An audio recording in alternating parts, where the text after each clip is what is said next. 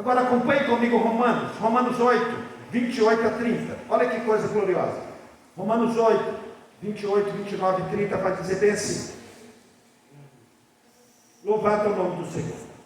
Sabemos que todas as coisas cooperam para o bem daqueles que amam a Deus, daqueles que são chamados segundo o seu propósito. Porquanto os que de antemão conheceu, também os predestinou para serem conforme a imagem de seu Filho, a fim de que ele seja o primogênito entre muitos irmãos. E aos que predestinou, a esses também chamou, e aos que chamou, a esses também justificou, e aos que justificou, a esses também glorificou. Queridos, nós vamos ver que o conhecimento da verdadeira sabedoria está aqui, apresentado no texto que nós estamos expondo, no capítulo 2 de 1 Coríntios, no verso 8, quando diz bem assim: sabedoria essa que nenhum dos poderosos desse mundo conheceu. Por quê? Porque se a tivessem conhecido, jamais teriam crucificado o Senhor da glória. Essa sabedoria, irmão e irmã, está escondida das pessoas não regeneradas. Os governantes de Roma e as autoridades judaicas não sabiam de fato quem era Jesus, a sabedoria de Deus. Se eles soubessem, jamais teriam crucificado Jesus, como também diz Lucas 23, 34. A ignorância espiritual, a causa de imenso mal e a ocasião de um imenso bem, no verso 8 e 9. Notem, primeira coisa que nós vamos ver, a causa de um imenso mal. Qual é a causa de um imenso mal? Crucificaram o Senhor da glória. Vamos ver que ocorreu a mais terrível injustiça. Jesus, quem eles crucificaram, era inocente. Eles não crucificaram um ladrão, um salteador, um assassino. Não, crucificaram Jesus, e Jesus era inocente. Vamos ver mais que estamos diante de uma terrível crueldade. Por quê? Crucificaram Jesus, maldito aquele que for pendurado numa cruz. Então Jesus não apenas morreu, mas morreu crucificado. E sabe o que nós conseguimos enxergar nesse texto? Uma terrível, tensa, difícil, perversa impiedade. Por quê? Eles crucificaram, sabe quem? O Senhor da glória. Olha que situação. Ocasião para o imenso bem, nós vamos ver no verso 9 que nós lemos. Porque Jesus foi crucificado no nosso lugar.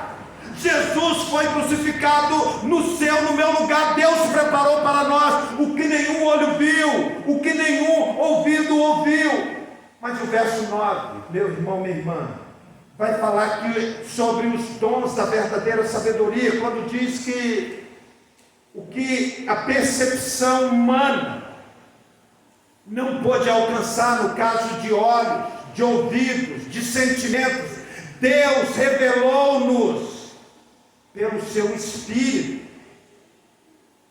Deus preparou essas coisas maravilhosas para a nossa glória, conforme diz o verso 7. Mas falamos a sabedoria de Deus em mistério, outrora oculta, a qual Deus preordenou desde a eternidade para a nossa glória. Essa sabedoria, querido, querida, só foi descoberta através da revelação de Deus. Não foi, hipótese alguma, uma investigação humana de várias pessoas reunidas investigando e que encontrou. Não, foi Deus que se revelou. O céu, as bem-aventuranças eternas estão, meu querido, minha querida, para além da percepção e das descrições humanas. Elas foram preparadas por Deus para quem? Para aqueles que o amam. Mas quando você pega a reta final, verso 10 ao verso 16, vai dizer bem assim. Acompanhe comigo, verso 10 ao verso 16, está projetado aí, acompanhe. Mas Deus nos revelou pelo Espírito, porque o Espírito a todas as coisas perscrutam, até mesmo as profundezas de Deus. Porque qual dos homens sabe as coisas do homem, senão o seu próprio Espírito que nele está? Assim também as coisas de Deus, ninguém as conhece senão o Espírito de Deus. Ora, nós não temos recebido o Espírito do mundo, e sim o Espírito que vem de Deus, para que conheçamos o que por Deus nos foi dado gratuitamente. Disso também falamos, não em palavras ensinadas pela sabedoria humana, mas ensinadas pelo Espírito, conferindo coisas espirituais com espirituais. Ora, o homem natural não aceita as coisas do Espírito de Deus. Por quê? Porque eles são loucura e não pode entendê-las. Por quê? Porque elas se discernem espiritualmente. Porém, o homem espiritual julga todas as coisas, mas ele mesmo não é julgado por ninguém, pois quem conheceu a mente do Senhor que o possa instruir? Nós, porém, temos a mente de Cristo. Meu amado, minha amada, a nossa salvação envolve a Trindade. Ninguém pode ser salvo a não ser pela graça eletiva de Deus o Pai, conforme diz o verso 7. Ninguém pode ser salvo senão pela morte substituta de Cristo, conforme nos diz o verso número 2. Ninguém pode ser salvo senão pela ação do Espírito Santo, convencendo do pecado, da justiça, do juízo, quebrando seu coração e o levando ao arrependimento. Paulo destaca 4 importantes ministérios do Espírito Santo nesse capítulo. O verso 12 diz que o Espírito Santo habita nos crentes, quando nós lemos. Meu irmão, minha irmã, no momento em que você crê em Cristo, o Espírito Santo entra no seu corpo e faz dele um templo da sua habitação, como você também vai ver no capítulo 6, versos 19 e 20. Ele batiza você no corpo de Cristo, conforme está escrito lá em 1 Coríntios 12, 13. Ele sela você, conforme diz Efésios 1, 13, 14. Ele permanece em você, conforme nos diz João 14, 16. Não recebemos o Espírito do mundo, conforme diz o texto que lemos, 1 Coríntios 2, 16. Sabedoria desse século. Não recebemos o espírito de escravidão, conforme nos orienta Romanos 8, 15. Não recebemos um espírito de medo, conforme nos diz 2 Timóteo capítulo 1, verso 7. Mas nós vamos ver nos versos 10 e 11 que nós lemos, que o Espírito Santo sonda os crentes e sonda também as coisas profundas de Deus. Eu não posso, meu irmão e minha irmã, conhecer as coisas profundas de Deus, conforme diz o capítulo 2, 9. Eu não posso conhecer a sua vida, os seus atributos, os seus propósitos, os seus dons, sem ter o Espírito Santo. Ninguém pode saber realmente o que se passa no interior de um homem. Ninguém, exceto o Espírito desse mesmo homem. De fora, querido, os outros homens podem apenas fazer elaboração, podem apenas fazer conjecturas. De igual maneira, racional, Paulo, ninguém de fora de Deus pode saber o que acontece dentro de Deus. Só o Espírito Santo, que é Deus, conhece a Deus plenamente e revela Deus para nós através da sua palavra. Mas o Espírito Santo, conforme o verso 12, parte B, verso 3, ensina os crentes. Jesus prometeu que o Espírito Santo nos ensinaria, está isso lá em João 14, 26. Disse que o Espírito Santo nos guiaria, conforme diz João capítulo 16, 13. Nos diz que o Espírito Santo nos ensinará através da palavra, conforme diz João 17, verso 8. Meu irmão, minha irmã, o Espírito nos ensina, levando-nos a comparar coisas espirituais com coisas espirituais. A Bíblia interpreta, a própria Bíblia, conforme diz o capítulo 2 de 1 Coríntios, verso 13.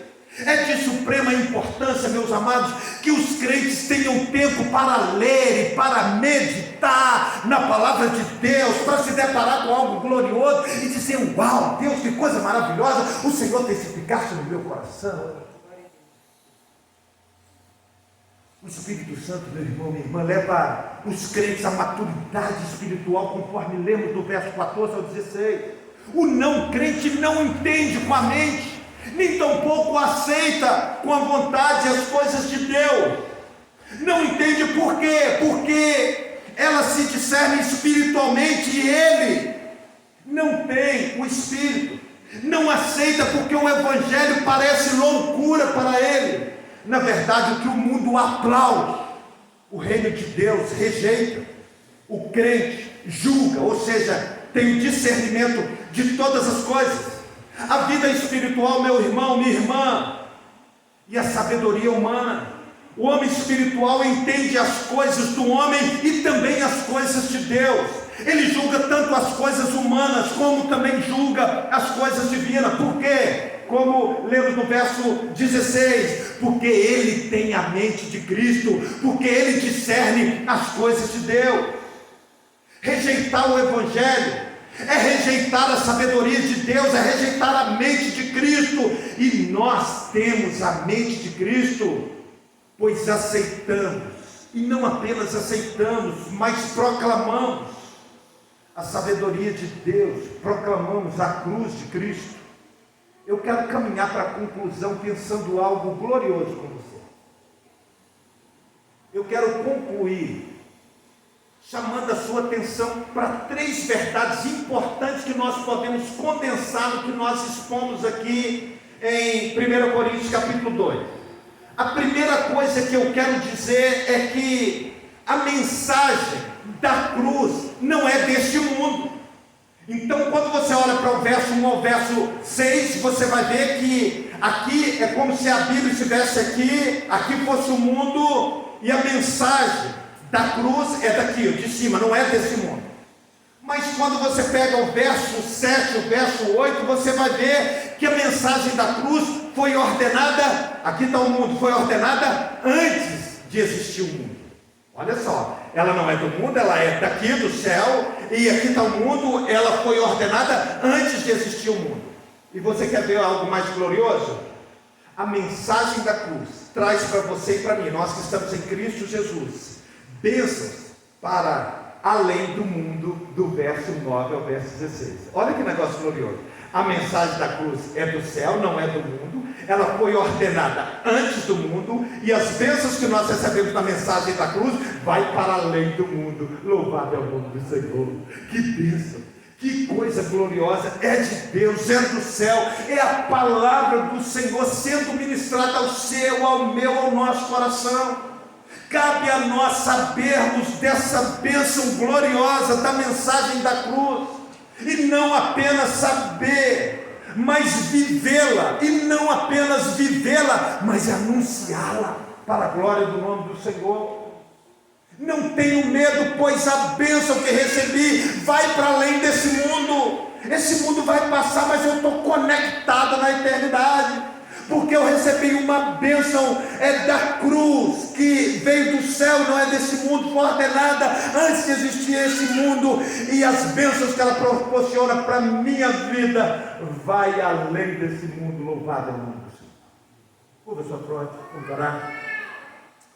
Ó Deus bendito, nós louvamos, exaltamos e bendizemos o nome santo, grandioso e glorioso do Senhor.